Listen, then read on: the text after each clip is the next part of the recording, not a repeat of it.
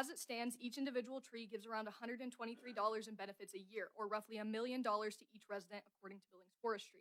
That number only accounts for the small number of trees retained in developed parks and only discusses the aspect of trees. Let's continue on that track.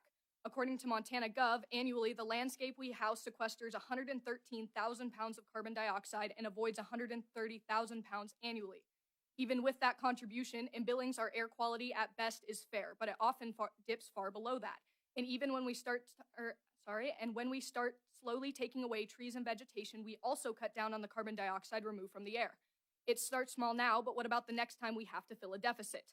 That undeveloped land doesn't just have air quality benefits. Our vegetation saves roughly $100,000 in energy and $50,000 on stormwater runoff reduction. It would cost us $14.3 million to replace every tree that we have just within Billings. The discussion that is current today is referring to, give or take, 330 acres of Billings land. Already, acres of land within that list provided have been deemed not suitable for sale, and if they are, it is with issues. Because of this, surely we must have a deficit of underdeveloped land to expand on, correct? In Billings, according to LandWatch, a real estate site, 273 listings of undeveloped land are for sale for the public. The land being offered ranges anywhere from $50,000 to over $1 million, and at page 1 of 11 holds 473 acres of land for sale alone.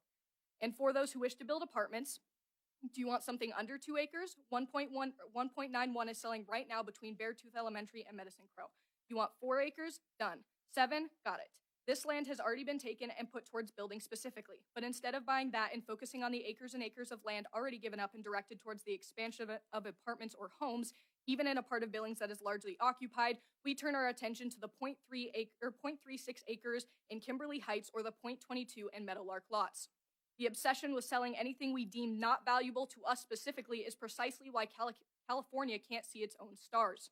Not good as a picnic park, not enough children to play in the stream, what children and eventual adults do not know they will not protect. And if we pride ourselves on the great outdoors and we boast about the wilderness of Montana, why isn't that wilderness enough to keep it safe?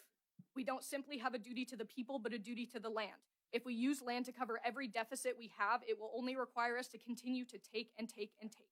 And eventually the last unnecessary lot will be sold and we will be stuck with the same initial budget issues. As a high schooler, as a sibling, and as a neighbor, this land is Montana land. We can't use its natural beauty as a selling point and then tear it down the second money gets tight.